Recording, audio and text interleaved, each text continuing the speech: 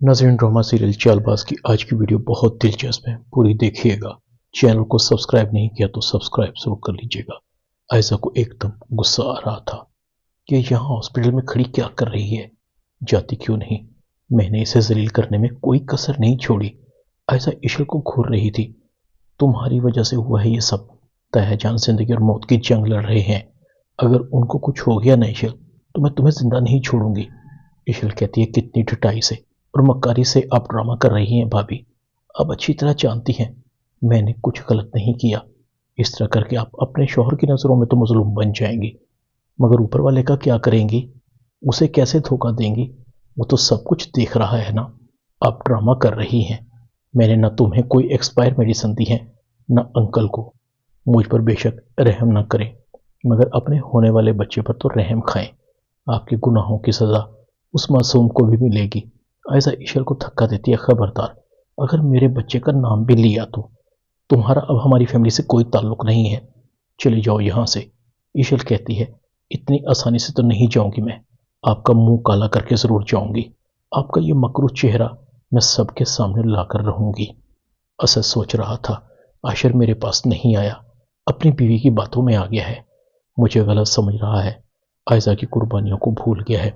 उसे ये भी याद नहीं कि उसी की वजह से इशल और उसकी शादी हुई है। कभी सोचा भी नहीं था दोनों भाई एक साथ होकर भी साथ नहीं होंगे। आशिर भी सोच रहा था भाई को सिर्फ आयशा भाभी की बातों पर यकीन है। वो समझते हैं कि एक वही है जो सच बोलती है, बाकी सब झूठे हैं। इशल न कभी झूठ बोलती है, न किसी का बुरा सोच सकती है। इधर रोहान अनाया को कहता है हमें फौरन वापस जाना होगा। अनाया कहती है क्या हुआ रोहान?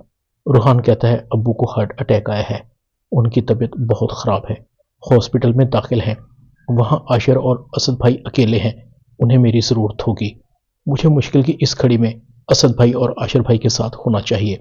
अनाया कहती है जल्दी करो, हमें फौरन वहाँ पहुँचना होगा। रोहान की आंखों में आंसू थे। अनाया कहती है रोहान तुम परेशान मत हो, इंशाल्लाह तायाजान को कुछ नहीं होगा। इधर मुसरत भी परेशान थी। आबिद भाई को हार्ट अटैक आया है। रोहान और अनाया भी घर पर नहीं है। मुसरत हॉस्पिटल पहुंचती है। क्या हुआ आयशा भाई साहब को? आयशा उनकी तबीयत कैसी है? आयशा कहती है अभी तो बदस्तूर वैसी ही है, डॉक्टर कह रहे हैं उनको ठीक होने में कुछ टाइम लगेगा। वो इशल बहुत मकार है, पता नहीं ताया जान ने उनका क्या बिगाड़ा था। दुश्मनी तो मेरे साथ थी, वो मुझे और ताया जान को एक साथ मारने का प्लान बना रही थी। मुसरत कहती है ये क्या कह रही हो तुम? ऐसा कहती है और नहीं तो क्या अम्मी, उसने मुझे और ताया जान को एक साथ मारने का प्लान बनाया था।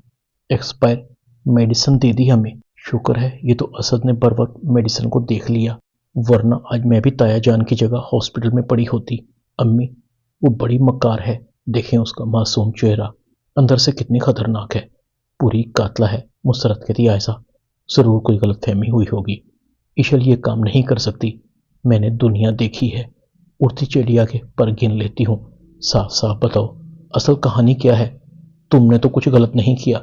आयशा कहती है लो आप मुझ पर आ जाएं, मैं आपको ऐसी लगती हूँ? अम्मी आप मेरी माँ हैं, आपको मुझ पर भरोसा करना चाहिए। आप उस गैर पर भरोसा कर रही हैं। आप शुक्र मनाएं आपकी बेटी बच गई। मुसरत सोच रही थी गड़बड़ कहाँ हुई है, ये तो अल्लाह ही जानता है।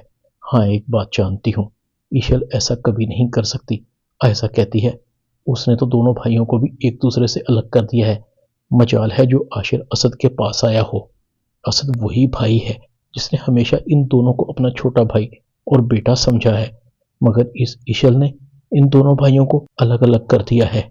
जैसे ही वो जहाद और जिन्ना हॉस्पिटल पहुंचते हैं, इशल भागकर अपने बाप के गले लग जाती है।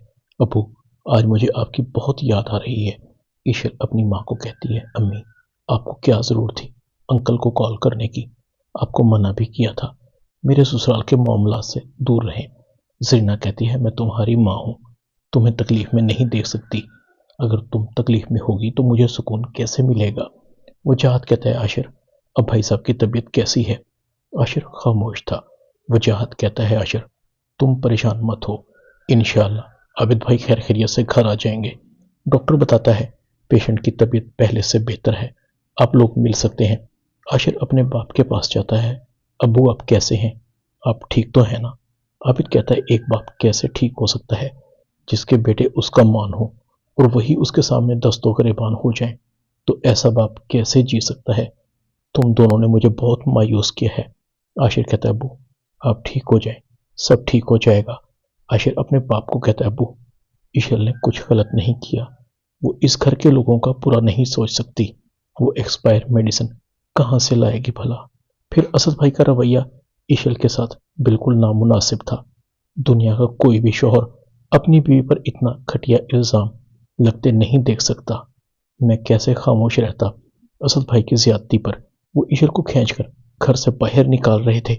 ابو وہ بھی کسی کی بیٹی ہے، جب اس کے ماں باپ کو پتہ لگے گا کہ ان کی بیٹی پر سسرال میں اتنا ظلم ہوتا ہے تو ان پر کیا گزرے گی؟ اسد بھائی یہ بات نہیں سمجھ رہے، انہیں صرف عائزہ بھابھی پر یقین ہے، وہ جو کہتی ہیں صرف وہی سچ تو نہیں ہو سکتا نا؟ ابو میں اس لڑائی کو طول نہیں دینا چاہتا، یہی ختم کر دینا چاہتا ہوں۔ عائزہ بھابھی اور اسد بھائی یہی چاہتے ہیں کہ ایشل اس گھر میں نہ رہے، تو میں نے فیصلہ کیا ہے میں اور ایشل اس گھر سے چلے جائیں گے۔ عاشر بہت پریشان تھا۔ ایشل کہتی ہے عاشر انکل انشاءاللہ بالکل ٹھیک ہو جائیں گے۔ عاشر کہتا ہے ابو تو ٹھیک ہو جائیں گے، مگر عائزہ بھابھی اور اسد بھائی ان کا کیا؟ ایشل کہتی ہے مجھ سے کسی بھی طرح کی قسم لے لو، میں نے بھابھی کو اور انکل کو کوئی میڈیسن نہیں دی۔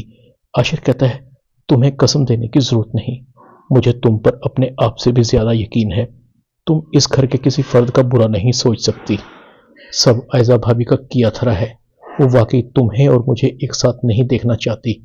بھابھی کا چہرہ میرے سامنے کھل کر آ گیا ہے، ابو ایک بار ٹھیک ہو جائیں ہم یہاں سے چلے جائیں گے۔ ایشل کہتی ہے میں یہی چاہتی ہوں عاشر کہ تم اپنے ابو کو اس عمر میں تنہا مت چھوڑو، انہیں تم سے بہت سی امیدیں ہیں۔ عاشر تم تینوں بھائیوں میں ان کی جان ہے، انہیں بڑا مان ہے تم پر، اگر تم علیحدہ ہو گئے تو وہ یہ صدمہ برداشت نہیں کر سکیں گے۔ عاشر کہتا ہے پھر میں کیا کروں؟ دوسری طرف وجاہت اپنی بیوی کو کہتا ہے کتنی بار کہا تھا تمہیں کہ ایشل کے سسرال کے معاملات سے دور رہو، اب ایشل کے سسر کو ہارٹ اٹیک آ گیا ہے، اس کا الزام بھی ایشل پر لگے گا۔ زرینہ کہتی ہے وجاہت اتنی نوبت بھی اس عائزہ کی وجہ سے آئی ہے، مگر اسے کوئی کچھ نہیں کہے گا کیونکہ وہ اس گھر کی بیٹی ہے، بیٹی اور بہو میں بہت فرق ہوتا ہے۔ اب بیٹیوں کے ماں باپ کو بھی اپنا ڈر ختم کرنا ہوگا۔ میں ایشل کی ماں ہوں، اس کی ایک تکلیف پر کانپ جاتی ہوں، میں نے فیصلہ کر لیا ہے، وہ بدلے گا نہیں۔ ایک بار ایشل کا سسر ٹھیک ہو کر گھر آ جائے میں عاشر اور ایشل کو ڈیفینس والے گھر میں شفٹ کروا دوں گی، وہاں عاشر کے باپ کو عاشر سے ملنے پر کوئی روک ٹوک نہیں ہوگی۔ وہ جہاد کہتا ہے تمہیں سمجھانا بالکل بیکار ہے، جس چیز کی ضد پکڑ لیتی ہو اسے چھوڑتی نہیں۔ اب بھی کہہ رہا ہوں اپنی بیٹی پر بھروسہ کرو، اس کی قربانیوں کو دیکھو، وہ اپنا گھر بسانے کے لیے کتنے جتن کر رہی ہے۔ ڈرامہ چال باز میں اتنا ہی، چینل کو سبسکرائب کر دیں، ویڈیو کو لائک کر دیں اور بیل آئیکن کے بٹن کو دبا کر آل پر کلک کر دیں تاکہ آپ کو میری نئی آنے والی ویڈیو کو نوٹیفیکیشن فوراً مل سکے۔ اپنا خیال رکھیے گا، اللہ حافظ۔